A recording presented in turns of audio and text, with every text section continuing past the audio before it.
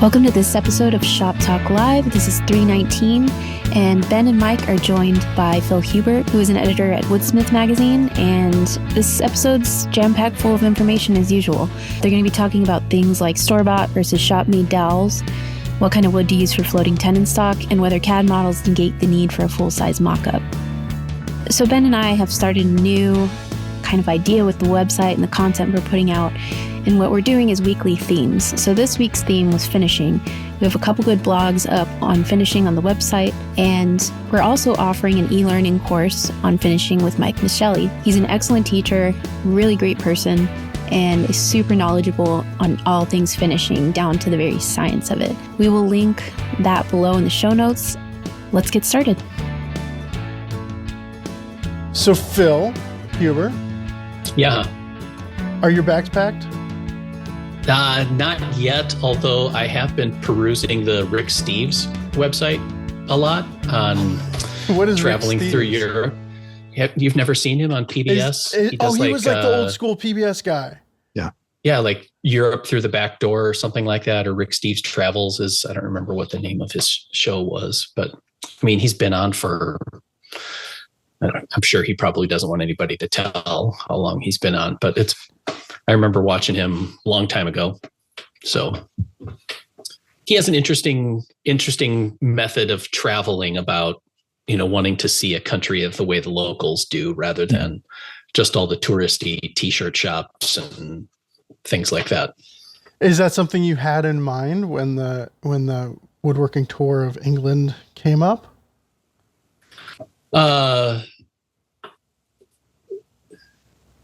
Yeah, a little bit. It was just kind of it was an interesting idea. To be honest, other than going to Canada, I haven't really been out of the country. So, which I'm not sure what that says about my upbringing or whatever, but there you have it.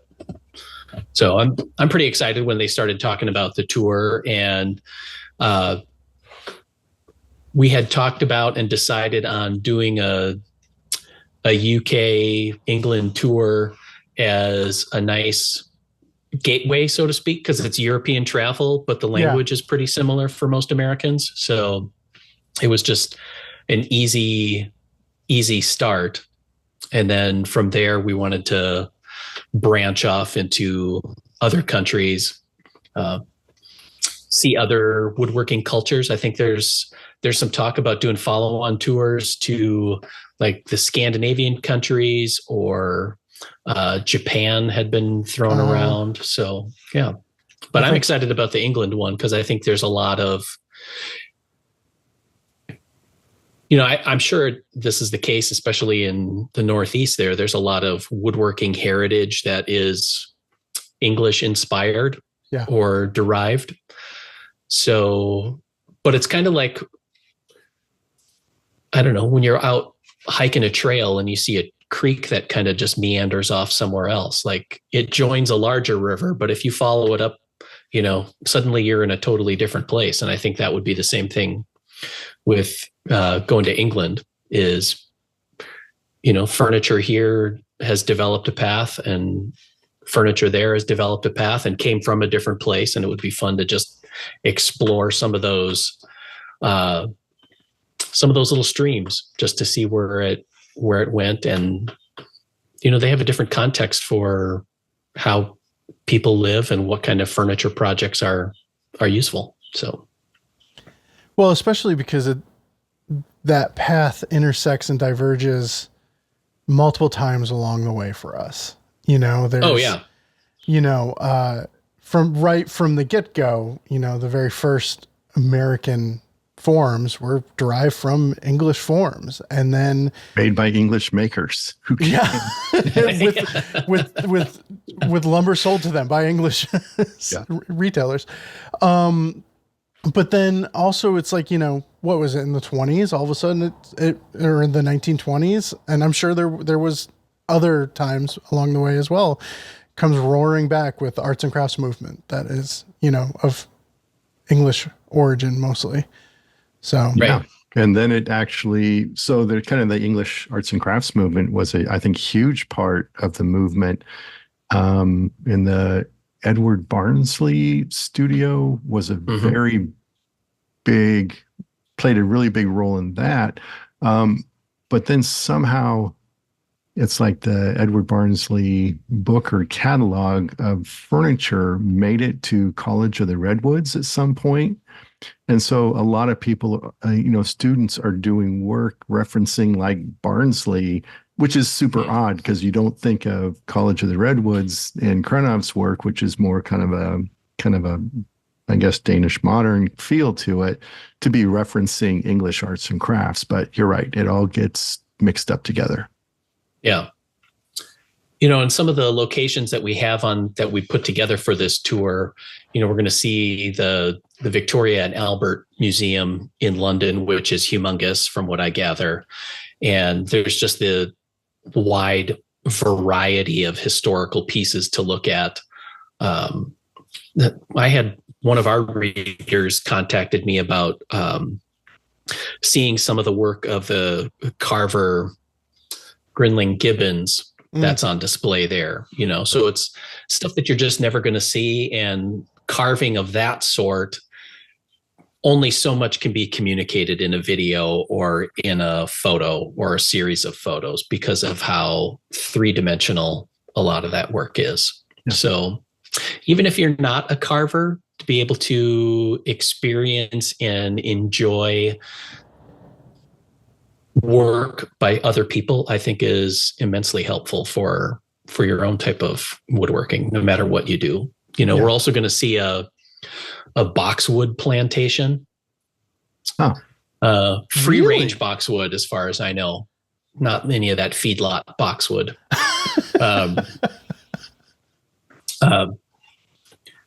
Where they're growing trees that are just hundreds of years old, and then to use the boxwood for, tool handles and knobs and, all that kind of stuff. So there's a totally different mindset to timber management in England than there is here, because we just have huge tracts of lands, and in England that just doesn't exist. So it's all pretty carefully farmed, so to speak. So. Yeah, and that's interesting because boxwood's not something that we really do much of here, is it? Right. Yeah. No, I mean, short of the occasional really long-lived hedge or something around here, we're not gonna find it. But there, I think climate-wise was kind of interesting, and that's just the right place for boxwood to be. So.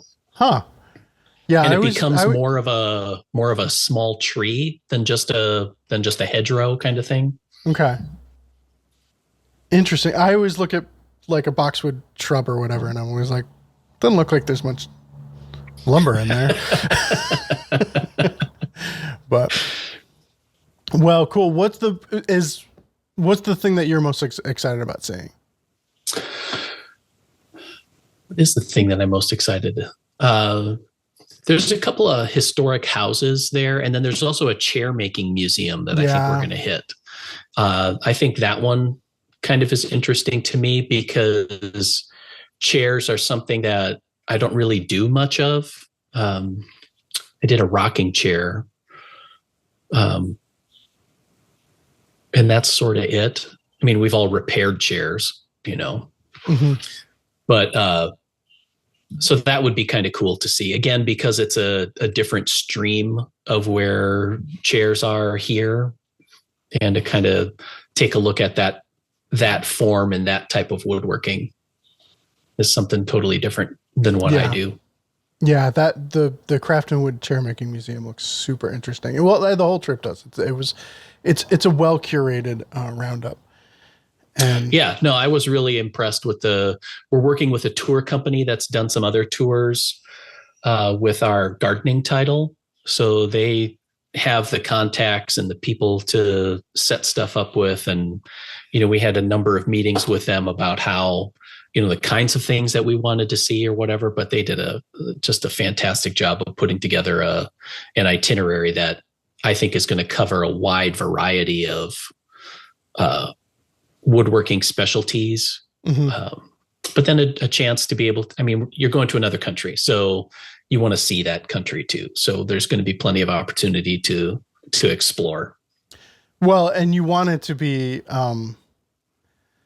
you want the logistics to be done by somebody who's good at the logistics too. Yes. Not a bunch of woodworkers. So, and it's a really limited number of people that can sign up for this. It's not like 1,000 people are going. What is it, like 35 people max or something? Yeah, it's like 30 to 35 people max is what we want to have on it. Again, just for that smaller scale. The other thing is that keeping it at a smaller scale gets us into a lot of places, because there's several places that they asked. The first question was, what's your group size? And 30 is kind of a cutoff because they're just so small that it just is overwhelming. Yeah. That's cool. Yeah. This came about, relatively speaking, kind of at the last minute. My schedule was already booked. I was hoping to go, and I had asked Anissa to go to represent Fine Woodworking, and she was happy. I was glad. And then the itinerary came out. It's like, oh, I really want to go for that. Yeah. Yeah, it seems like a super cool trip. And plus, I've been to England as part of kind of a European vacation when the kids were smaller and everything was rushed. And obviously nothing was directly related to woodworking. And so just that idea of going, it's not over, what is it, 7 or 8 days, or is it longer than that? I think it's 7 or 8 days. I think we leave like on the 8th day kind of a thing. Yeah. So, I mean, 8 days in England with woodworkers looking at woodworking stuff.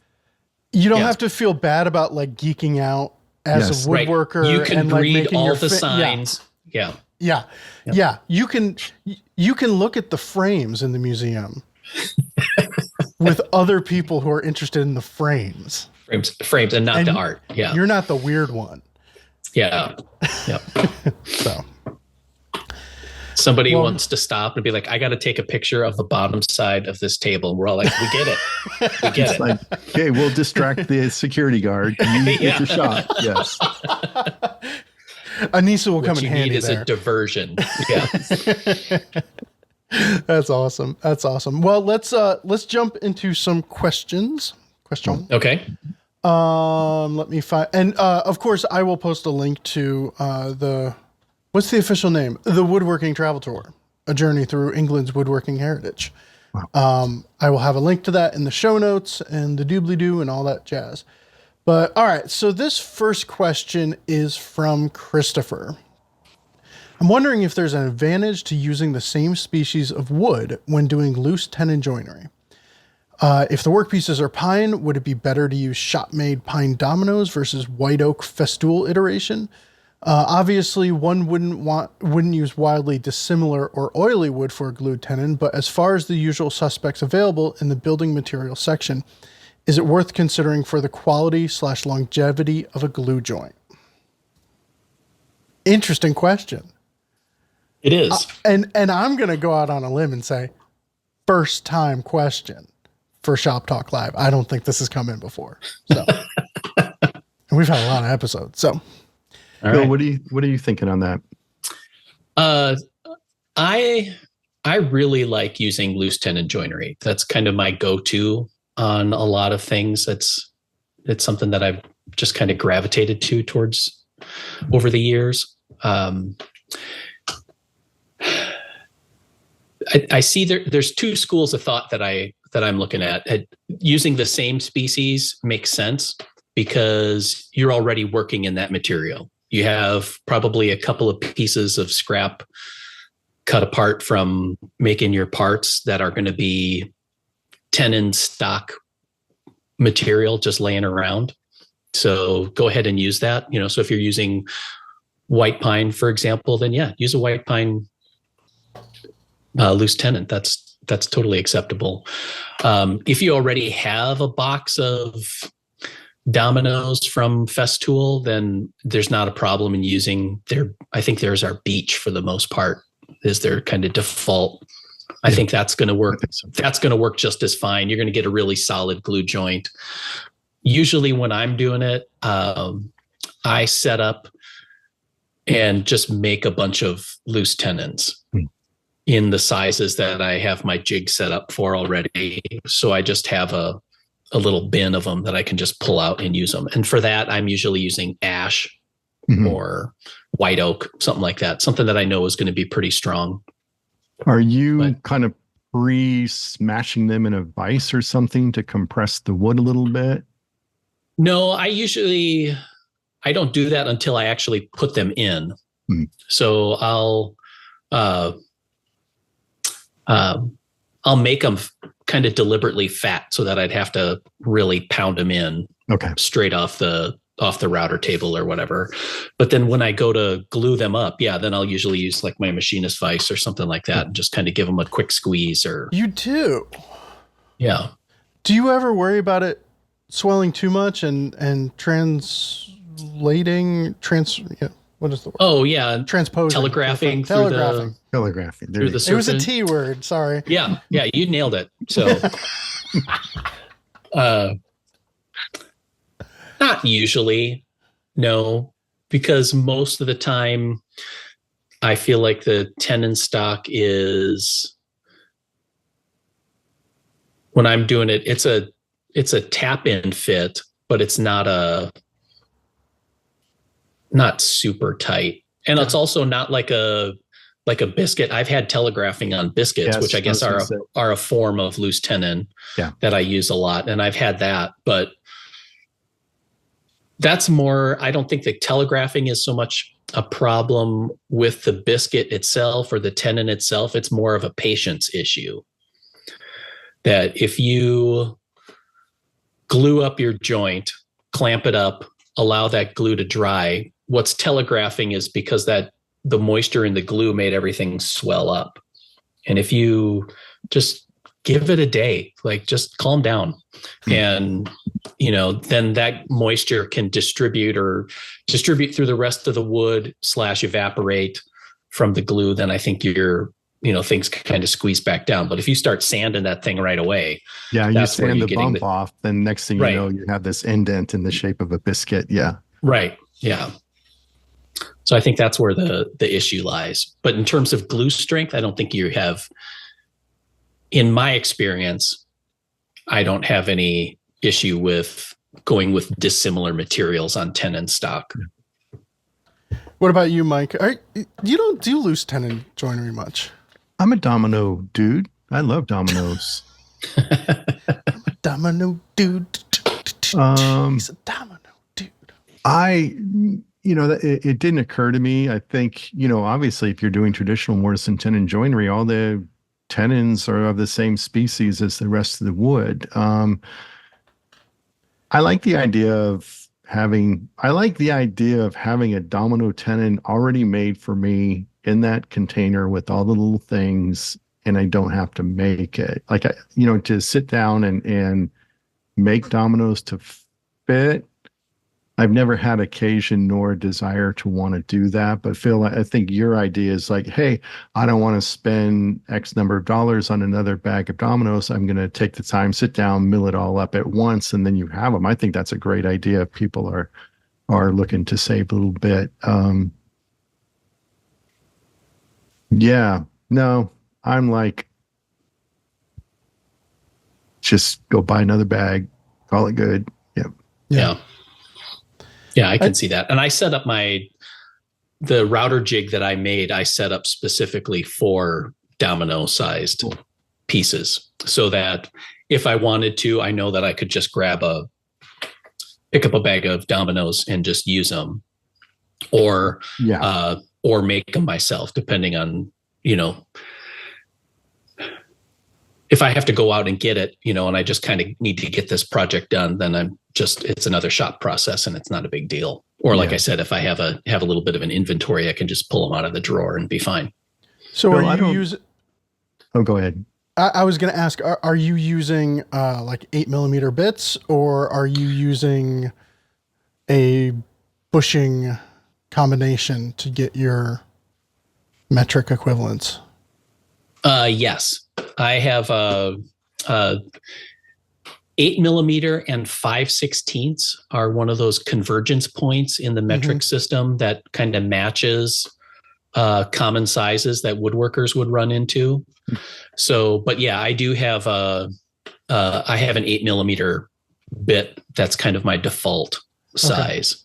I do have another jig that uses 10mm, which is in the 3/8 range. But again, it's specifically a metric size thing. Okay. The one thing that's frustrating to me is with a router is I really like using a little palm router. Just it's not so loud. It's easy to see, more portable in my opinion.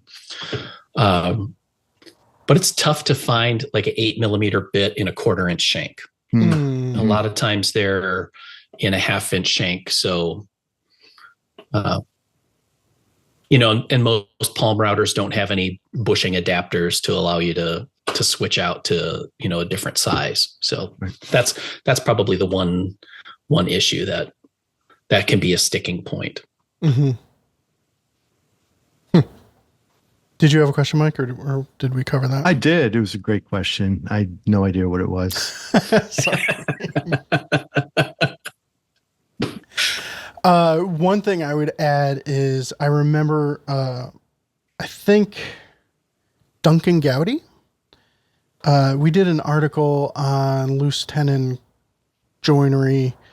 It was like Duncan Gowdy and Tim Coleman and those L tenons. Yeah. Oh, yeah. And one reason why he went through the trouble of doing the L tenons, and I don't think it was covered in the article, but like one aspect for his work was that he's individually making up the L tenons, and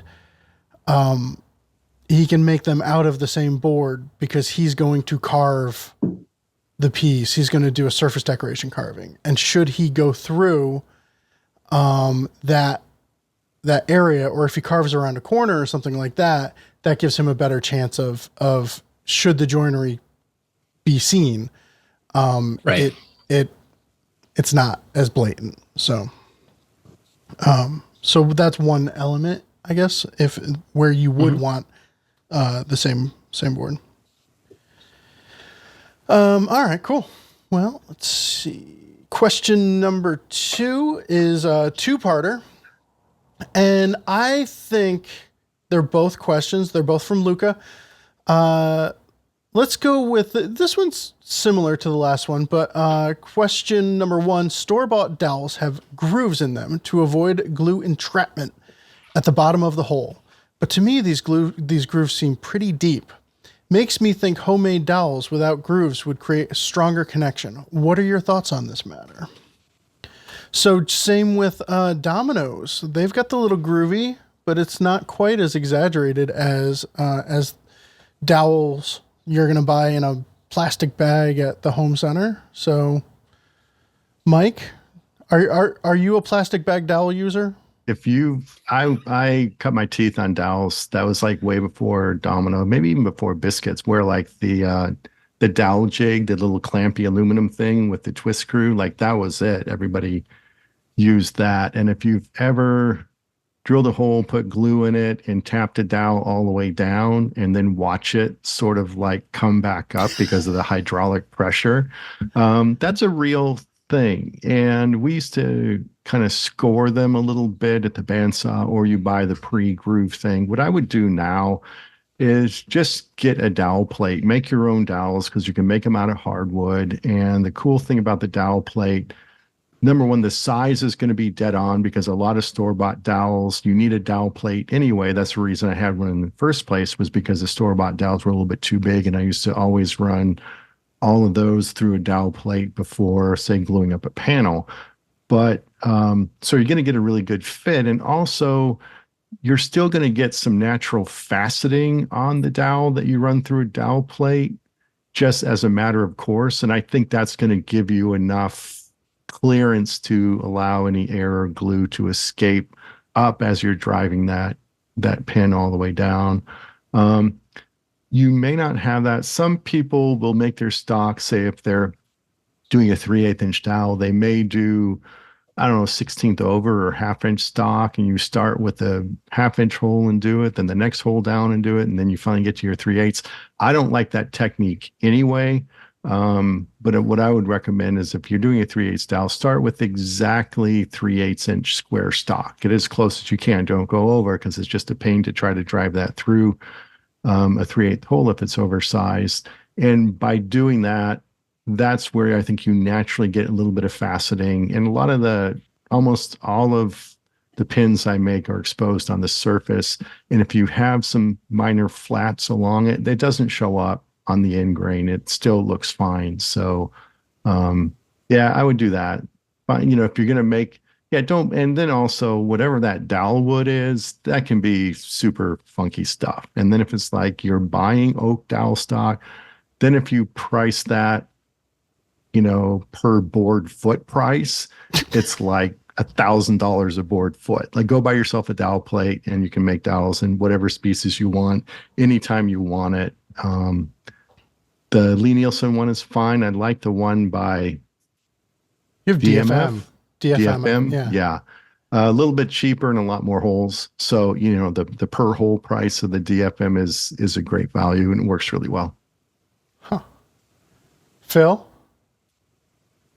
I think this is kind of funny because, like I'll make loose tenon stock till the cows come home and Mike buys dominoes. And here Mike does artisanal dowel making and I'm going to buy the dowels instead. So, that 5/16, millimeter size. That's our confluence is right there. Yeah. But Mike makes a good point because his dowels are visible for the most part. So he's using them to pin a joint more than likely, or, something along that kind of line. Most of the time, like I just have the little store-bought ones. I have a couple here. Yeah. So you have the spirally one for the audio only podcast listeners. Phil's holding up two dowels and there's one groovy dowel and then there's a spirally dowel. Do you have a preference? My preference, and I don't remember where I read this years ago, is that the standard ones that you see, there's this fluted along their length or whatever. I remember reading somewhere, and I've kind of borne it out, is the spiral ones have more of long grain surface. So it's a smoother glue bond. So you still have the spiral channel to allow air and excess glue to escape. So you don't have that hydraulic pressure. Cause I've split pieces tapping in you just get so much glue in there. And then there's pressure builds up and it cracks but I found that I think that the ones with the spiral groove have a better long grain connection glue surface than the totally fluted ones. And it might just be that the fluted ones are a little more compressed. So again, once you put glue on it, it's going to expand. And then those flutes will kind of bite into the surface around it and maybe lock it in. I don't know. But if at all possible, I try and find the spiral fluted ones. I remember my question, and it's really good because it pertains to this exact subject as well. Yes. So using dominoes, or hey, when you're using dowels, I like to split up, and I learned this, I think, from Tony O'Malley, a woodworker outside of Philadelphia, where he was using dominoes, and I learned from him, super obvious trick where he glues in all the dominoes into one part first. So like if I'm doing a loose tenon on the end of the part, so the part that would end up kind of looking like a tenon part, I glue up all the dominoes into those parts and then just treat them like tenon joinery. Do you do the same, or are you just getting all the glue ups done at once? No, I will do that same thing. And maybe he's where I learned it from too. But I will do that whether it's dominoes or biscuits or dowels. I will put those in one piece and it just kind of like, that's fine. Like we're done here. Yeah. And then allow that to be, like you said, that's either the tongue or the tenon or whatever. And then you can have it as a quote unquote normal glue up. But if you're trying to juggle, if you're using loose tenons the way that they're meant to be, then you're using quite a few of those fasteners on an expansive joint. And then all of a sudden, dang, there's just a lot of parts, and by the time you get glue all brushed in and ready on the last one, the first one is all set up and swollen and you can't really get anything together. And yeah. And then the other thing related to that, and it used to be because the dominoes, their side to side dimension on the tighter setting is pretty tight. So if your registration is slightly off, you can end up with registration. The good thing is then you can click the little thing and you can get a wider slot to enable that. And so, I'll just do wider slots. But then if you have wider slots in both pieces, that's a mess because things can get, if you're gluing something in one piece and it's not centered. So I've learned kind of the hard way is that I will always keep the slot at its narrowest on one of the pieces. That's the one that I'm gluing all the tenons in. And then normally on the opposite piece, I'll have, say, one of my domino mortises tight to fit, and then all the other ones will be slightly elongated. So I'm registering off the one end, but everything else has plenty of room to be able to seat. And then all the tenons that are glued in, they're not in oversized slots and wanting to kind of angle and cant as I'm trying to glue everything together. Yeah. How was that as a workflow transition for you then to go with the domino where you have that flexibility in the sizing, remembering, do you have like a pre-flight sequence, like before you turn on that tool and plunge it in to like check where your mortise width knob is set? Yeah. Yes. Not so much me in my own shop. I can kind of keep a handle on that. But like when I'm teaching and I'm pulling out the domino.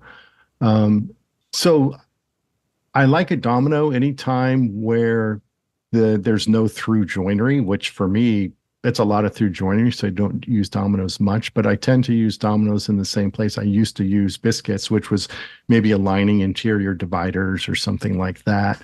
Sure. The other place I'll use them, I won't use them in a frame and panel door where there's a groove on the inside of the door frame parts, because then I think doing that plus a domino and things are weird because I end up usually doing a haunch tenon to fill the groove. But if I'm doing a door with no panel, which basically if I'm doing a Kumiko panel that slips in, I don't want a groove on the inside face anyway. So that's where I'm using a domino a lot. And so same thing on the rails, the horizontal pieces, those will get just a normal size groove with the dominoes glued in. And then on the frame itself, one end will be a normal and then the opposite end will be a little bit large. So to communicate that and get people to kind of mark up their pieces, wide or narrow, that kind of stuff, there is some sequencing involved to get that right. And typically what it means is like, whatever, that was wide and it's supposed to be narrow. Just be careful when you glue up. You can't really break it. You're just going to end up with maybe a wide slot where you didn't, but it's still hopefully going to come together. Yeah. When I had a domino, I don't anymore, but when I had a domino, one thing that I did with that wide setting is I would do like an amalgamation of you two, and I would use the domino on the extra wide setting for a tenon that I wanted that was actually, larger than a domino sized tenon, and then make up my own dominoes. Yeah. Those settings in itself can be super versatile.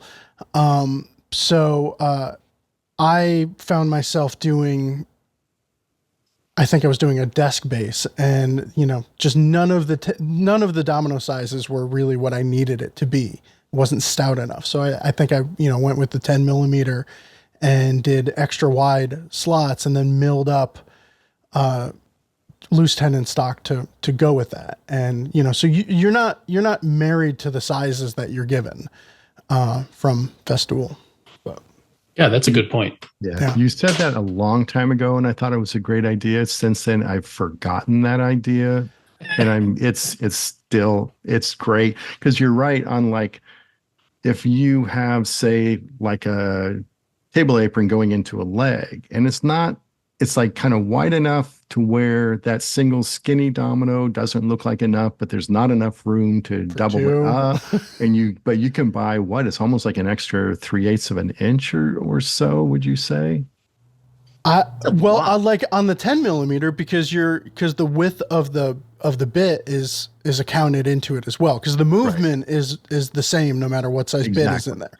So on a 10 millimeter, I think you actually wind up with probably like 1.5 inch, or I'm gonna say 35 millimeter wide slots. But Mike, you're in luck, because when I said that on the podcast years ago, Wooden Laser, he made extra wide domino stock.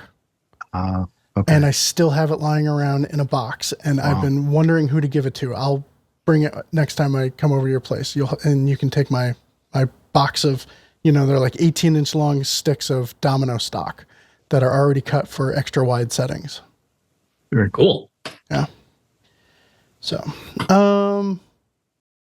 do we want to hit Luca's question and then do segments, or do we want to do segments first? Sure. Let's finish up the question, I guess. Okay. Yeah. All right. So Luca's second question, and I think this is a good one for Phil, because we have never learned Phil's behind the scenes design process. I just create designs and plans with pen and paper. I draw the project to scale, but I'm never confident with that this design will actually look good in real life from different angles.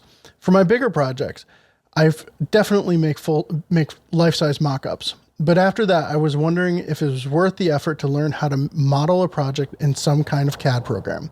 In your experience, does it replace the need for mock-ups in terms of getting the proportions right? Or did you ever model something that you were very confident in, and once you built it, it just didn't look as good? Phil, are you a CAD person? I am not. There was probably about 10 years ago or so, one of my coworkers at Woodsmith and Shop Notes really got into SketchUp. He had done CAD work in a previous life and was just excited about the idea of SketchUp being free and, modeling things. And he would use it in the article development process at Woodsmith, where he would take the builder's plans and make a 3D SketchUp model of it, and that would kind of help organize the procedure of construction in his head. So it worked really well for him, and the free part appealed to me a lot. So I learned SketchUp over time and did it on a few of my projects to work out some details. I did it for an entry door that I had made for my brother and sister-in-law when they built their new house. But for me, it just doesn't match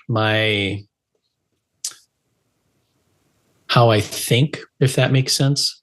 / I'm just too impatient. And it just is one of those things where it's just another thing that kind of is getting in the way of me building something. So I'll have plenty of, we're all our own worst critics, right? So there's, usually when you get done with building something, there's things where you think, if I would make this again, I would maybe do this different. Or the next time I make whatever, these two surfaces need to be offset instead of flush, or, whatever. But most of the time what I do is I have a little notebook, which I don't think I have out here with me today, a little shop notebook that's got gridded paper on it. And then I'll do more or less scale sketches. A lot of it starts as just kind of random doodlings. And then I'll start to narrow in on overall proportions, and then kind of build from there. And then depending on the complexity of it, I'll draw out the parts that I think I need to draw out, whether it's, where a leg and an apron need to meet and miss a curve, or, some other detail or whatever. But I don't usually do a ton of drawings other than an overall, and then a few, cross sections of key parts. Okay. So Do you ever do full scale drawings, or it's all in the notebook? most of it's in the notebook. There are times where I've done full scale drawings. Sometimes there'll be pieces where I make, rather than a scale drawing, I'll probably just blow it up into a template. Mm-hmm. So then it turns into something a little bit more static that I can use in the construction process itself. Mm-hmm. Yeah. Yeah. Rarely will I do full scale stuff, but for that, I usually end up just getting I have like a roll of craft paper, and then you can just kind of peel off a big section and lay that down on your bench or the floor or whatever and sketch out what I need to. And it's just durable enough to work. And then a lot of times, once I'm dialed in on that, then I can cut that apart as a pattern, stick it down on some hardboard, and now I have a template. So that's my process on it. It's a little scattershot sometimes. I'll keep my shop notebook with me when I'm in, hopefully Rob's not listening, company meetings where, things need to. Both of just you need to by now. He just expects it. Yeah. Yeah. I actually just came across a photo the other day of a company meeting and Mike sitting there drawing chairs. So, Ben, you are coming at it from a slightly different angle in that when you're doing like CNC stuff for either for parts or for clamping calls or bending calls, at some point you do have to get happy with a CAD program in order to then be able to communicate what you want to the CNC. Okay, so yeah, I mean, well, first off, Phil, I totally expected you to be a CAD person. But like it totally makes sense now.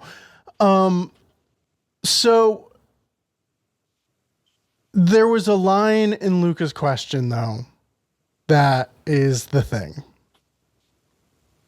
Because I am very comfortable in SketchUp. I am very comfortable in Fusion. Right. But I will be surprised all the time when it comes out of the computer, whether it is like a little 3D printed thingamajig or whether it is a full size part off the CNC, it's always different than what I thought it was going to be. I think that when I'm in furniture mode, CAD for me is more about the finite details. Once you become super comfortable with it, especially Fusion, where you can do things parametrically, and like I could sit there with a list and say, no, let's see what it looks like with a 2-inch apron. Let's see what it looks like with a 1/4 inch offset. Let's see what it looks like with a 5/16 offset. And everything just updates automatically if you do it correctly. Oh, sure. So that's where I think CAD for furniture is super comfortable, is super useful, because iterations are now just 2 button clicks away. And, but I don't think it would ever replace like a draw it out on a piece of craft paper and look at it kind of thing. I think, Mike, you've always been like, it's, saving time is drawing it out and looking at it and living with it and not building something you wind up not liking, and that is ingrained in my head. So like, I don't think that I could ever with a piece of furniture, with anything that I can't 3D print and look at, with a piece of furniture, I don't think that I could ever go from CAD straight to CNC or straight to whatever. Or if it is straight to CNC, it's going to be MDF and I'm willing to throw it away, Right. Okay. But I still think that like a full size something is going to come into place eventually in my process.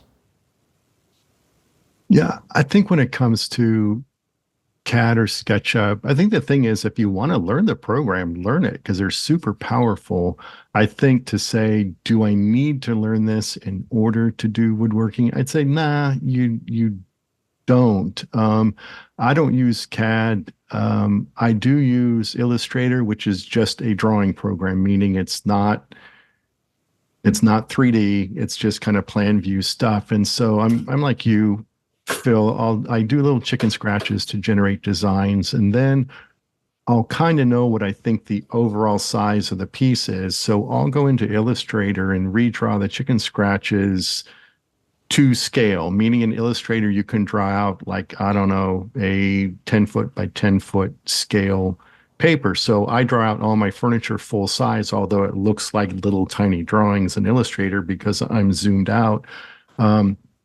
And where, Ben, you can do like iterations, change one leg and all four legs change and all that kind of stuff.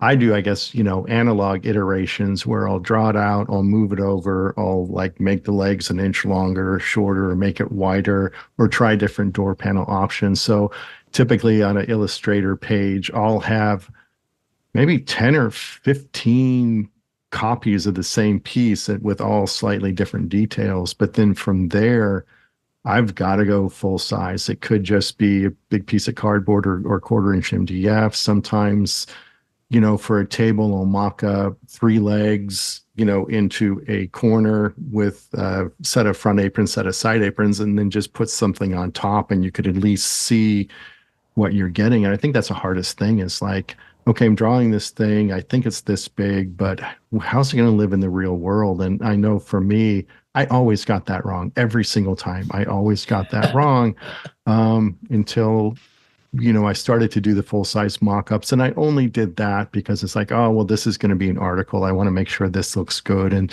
so it was kind of those external forces which got me into doing full-size. And now it's pretty much all the time I do that. So I would say that, I think CAD or SketchUp, I think it's good for quantifying a design once you know what it is, but I don't know how much creative work you can do. I think you still have the problems going from a full-size drawing directly to a finished piece to a perfectly rendered CAD model straight to a finished piece. I think there's still that disconnect. You're always going to run into problems. And I can kind of see furniture that was designed in SketchUp that got built right away. Even if it's nice, there's something a little bit maybe sterile Lucky about it. It's just a little dry, sort of like in the maybe late 90s, early 2000s when all the NFL teams were all having their logos redone by some graphic artist using Illustrator, and they were all sort of stylized and simplified. And it was the look at the time, but it just looked like, oh, you just are doing these horrible vector image logos. And so to me, furniture going straight from SketchUp to real life has that sort of vector image quality to it a little bit, where overall it looks great. Maybe the final details, the proportions, the scale of the certain parts didn't quite get thought out. So I think that's probably true for a lot of CAD users. But I think it's probably also based on that user's comfort level with the program. And where if you're trying to figure out how to do something, you are less likely to do it fully, right? yes, right. Yeah. And expending my effort trying to get this program to do what I want it to do, or to feel like you said, can I think in this program? Yeah. Is it transparent? Can I just, So like one thing that I love about Fusion, and there's ways of getting SketchUp to do this, but the way Fusion is built upon is that like, if I want to see what it looks like with those boards being milled to 5/8 of an inch as opposed to 3/4, I just hit a button and that's what it does, Right. And to me, full comfort breaks down that barrier, which I'm less likely to do that on a drawing because I'm not that good at it. A full-size drawing, you'd be like, well, it looks good. Right. And I don't want to redraw that line, but if it's just like, well, let's just see, I think completely buying into a CAD program is a great use of anyone's time. Mm-hmm.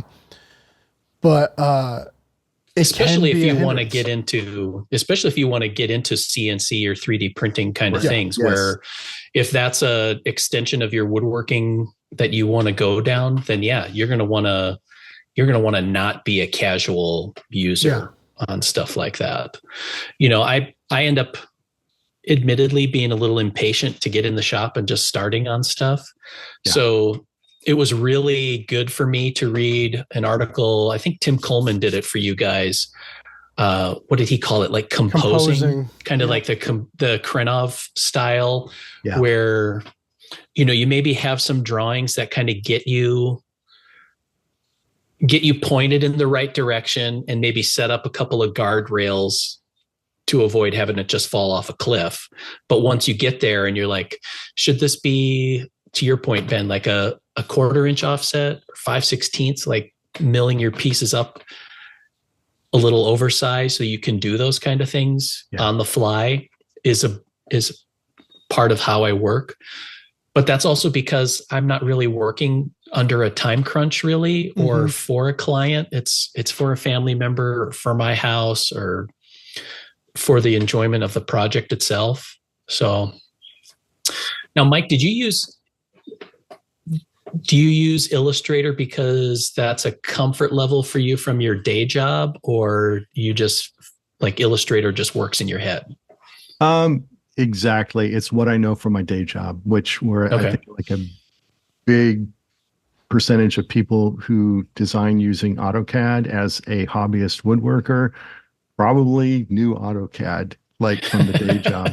But to your point, in Tim's article was great, is this whole notion that design doesn't stop when you start building. Yeah. Yet at the same time, design does not start until after you start building. I think, that's really bad too. But to kind of have a direction and leave yourself the wiggle room to really refine that design. And I'm with you. I do that a lot.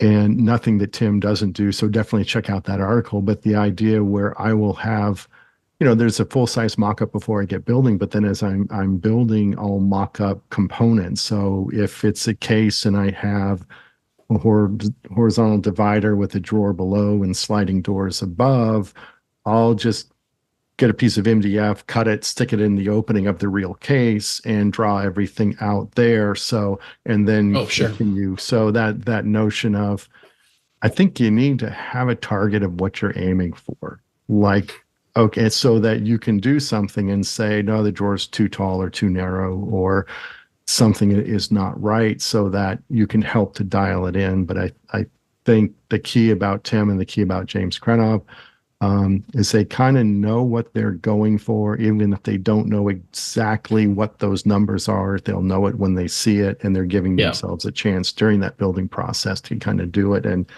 like you said, Phil, when you're building that way and you're building not for a client or commission, it's just for a family member, you've got time to do it. I find like that those are the times to take the chances and take those risks and really dial it in, because once you kind of arrive at a really successful design through that process, then if someone wants something, okay, I've already got this nailed down, here it is. But to have a commission, to be super tight, super worried about this thing not being good, I personally don't give myself the same creative freedom, because I want to make sure something is 100% correct. And when I'm in that mindset of not making a mistake, I don't take any risks or, let me try this, or this could be cool, and definitely much stiffer. Yeah, the focus is on execution at that point. Exactly. Right. You got to nail the landing. Yes. Yeah. Let me ask you this question then, because this is something that I run into in my own space, is you're getting started on a project, building it. And I think, Ben, you talked about this too, when you 3D print something and it just looks totally different. There's like shop scale, and then there's like in the house scale. because I've built a table, and your dining room table is like 29 inches high. That's more or less the standard. And I build that out in my shop, and I'm like, this is for hobbits. Like, who sits at a table this low? But if you take just a little bit of those parts, even if it's not going to live in my house, I take them into my house to see it. And it's like, oh, yeah, that's right. Never mind. We're good. Yeah. Turns out every table I've ever sat at has been this height. Yeah. Huh. Go figure. Yes. Yeah. But there's just something about, if, like I said, for me, being in the shop, like a piece can lose its scale until you have it in a setting that's approximating where it's going to live. Yeah. And again, full-size mock-up, do something to get it where it's going to live and ignore it. Come back into the room, a day later, a couple of days later, take a look. And is it like, oh, that's big, or, ooh, that's what happened there, and then fix it. Otherwise, you're just living with furniture that you just have to get used to over the years until it just looks normal, which was just about every piece of furniture in my house for a long time. That's like the definition of love, though, right? Is like learning to live with flaws. And that's true. Yes. That went deep real quick. Yes. So, my bad. Sorry. So we have segments. I know everybody's prepared for segments, and that doesn't always happen. So Phil, do you want to start? I do. I'm going to step out of frame here real quick, just so that I can grab what I want to get. All right. Phil has a McMaster catalog. I'm so jealous. Having a McMaster car catalog is like you've been stamped an approval by like people way cooler than me. One of the designers at Woodsmith, he and I have been perusing eBay and online trying to find vintage copies of the McMaster car catalog. You are dorky. They are, yeah, we're high level nerd. But those things are not cheap at all. But they're just so much fun to flip through. And that's why I have one, is we had gotten a new one, and I had this a few years ago, and it just, there is a sense of discovery in a catalog that you cannot replicate online, in my opinion. Every year when they come out, I think this is going to be, because you don't order it. They declare you are worthy. Right. And they send you the catalog. Yeah. And lately I like this year I thought, okay, this is the year. I've been riding that horse hard, right? Yeah. And I forget who it was, but I think it was like, Bob Miller on Instagram posted, "Oh, new McMaster is here." And I was like, and I ran out to my stoop and I was like, "Nope, you have not been selected this year." Dang it. Yeah, the great pumpkin passed you by. Yeah, that's the opposite of like buying a roll of stretch wrap from Uline, because then you're just like on their catalog. You can't get away. Forever. Yeah. And they send you one like twice a week, it feels like. Yeah. Yeah. All right, Phil, what do you have? All right. So I have a favorite tool of all time for this week, and it's my hand brace. Okay. I was doing some playing around with props for a video that we were doing on drilling, and I had brought in my hand brace for a photo prop, and it's one of those tools that a lot of woodworkers have, and it usually lives in the back of some cabinet or on the wall, Cracker Barrel style. But it's really a lot of fun to use. Like, there's a physicality of certain tools that the way you interact with it just is brings me a lot of delight in the use of it. And I've been trying to think, because I also have a little egg beater drill that was my grandfather's. So, and again, when you pull them out and use them, it's like, these are really fun to use. And why don't I use them more often? So I'm trying to figure out what I need to do to have them in sight, so I use them more. Mm. Because I battle whether I want stuff out in the open to see it, and then it becomes visual clutter and chaos, and then my brain breaks. Or if it gets put away, after a while, it just kind of finds its way to the back of the drawer or cabinet or whatever, and then just disappears. And you forget about a tool's usefulness to a certain extent. So where that balance point is with me, that's kind of what I've been thinking about. But there's just I think I sent you photos, Ben, of a sign that I'm working on. Mm-hmm. And I was using the brace with a Forstner bit to kind of plow out some material, because I've been trying to do this mostly with hand tools, and having that brace in there was just kind of fun. Like I said, there's an engagement with your whole body in it, with the hands and the motion and leaning on it with your, shoulder or whatever, that I find similar to like using chisels, pairing with a chisel, or hand plane work, or, like shaping with a block plane falls, I feel like, is all in the same category, where there's just this, it's like you and the tool and this piece of wood, and it's a conversation among the three of you figuring out how this is going to get done. So this very, there's a Curtis Buchanan video where he is talking about using his brace, and he says something akin to, sure, I could use a power drill, but that's not going to bring any extra joy to my life. And this is a joy to use every time. And it's just like, okay, I need to try using that more.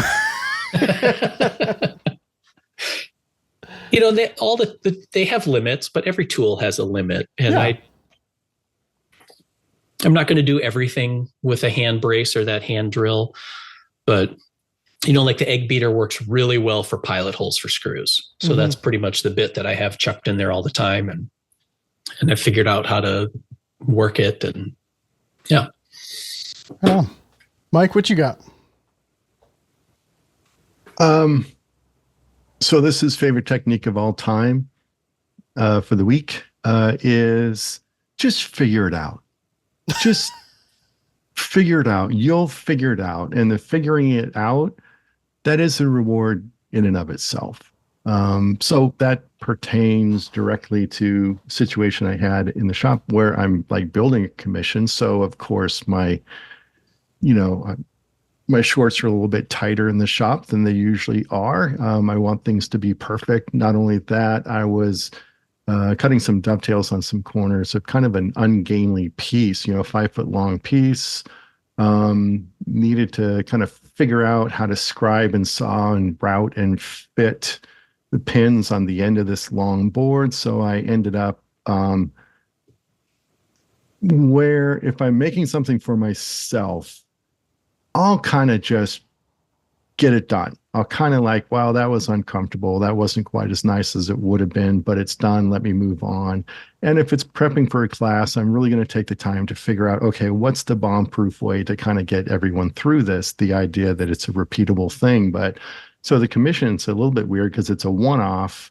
How much investment are you going to make for a one-off task? And the answer, if it's a commission, is a lot more investment than if it was a one-off for the house or something like that. So just going through the process, okay, this is really long, so get out my Moxon vise to give it more support. Okay, now it's tall, make a little stand to stand on. It's like, really? I'm going to Home Depot to get some 2x10s and plywood just to make a little base? It's like, yep. And then, okay, it's still a little bit too flexible. So let's create this little right angle brace that screws onto my bench top to hold it really still. And all of it led to a situation where I could do my work very comfortably and as accurately as possible. There's nothing about the situation which was impeding my ability to do this well. And so it was like, and that was really fun. Like, that was so enjoyable. It's like, well, what if I have this right angle brace and I screw it to my bench and I clamp it to the thing? It's all those things where, and then once you do it and it actually works, I'm so proud of myself. Like, oh, this is really cool. So, yeah, take the time to figure it out. If you've got something going, you're not quite sure how to do it, think about it and kind of think, well, what would be the easiest way to me? And if it means building a platform to stand on and doing all this, that's fine. And then my second favorite technique of all time for the week is don't offer advice on social media. just don't. Two might be related. I try not to. I don't let it get to you. Let it go. It was someone was trying to be helpful or blah, blah, blah. But so I stew to my wife about it. She goes, let it go. If it really bothers you, delete the comment. Otherwise, they're just being helpful. So, yeah. So anybody who says, I don't know, cut the pins first, that would have been a whole lot easier. It's like, shut up, Bob. You don't know what Oh, and he names names. Yeah. So, that's okay. I expected it from Bob. That was fine. It's just kind of like, fine. It's not a big deal. If you want to offer advice, go for it. I have a new line where you can only offer advice if you have that person's phone number and can text the advice to them privately. Like I kind of wanted to say, like, you can DM it. Yeah. If you have that person's phone number, right? If you know them well enough and have a relationship with them, you can DM. But publicly posting advice is just, nah. Yeah, another axiom I would say is that the willingness to offer public advice is inversely proportional to your skill and experience. So yes, most of the time. Yeah, I agree. Not that Tim Coleman follows me, but Tim Coleman has never posted publicly. Mike, that's the dumbest way I've ever seen it. Yeah. So yeah, just figure it out. And you know what? If you're going to be so thin-skinned, just don't post it on social media. That's what I stopped doing. So that's on you. That's on me. That wraps another episode of Shop Talk Live. Thanks for joining us. As always, if you enjoyed this episode, feel free to leave us a 5-star review or subscribe to our YouTube channel. Every bit of that helps. If you'd like your questions answered on a future episode, email us at shoptalk@finewoodworking.com. See you in a couple weeks.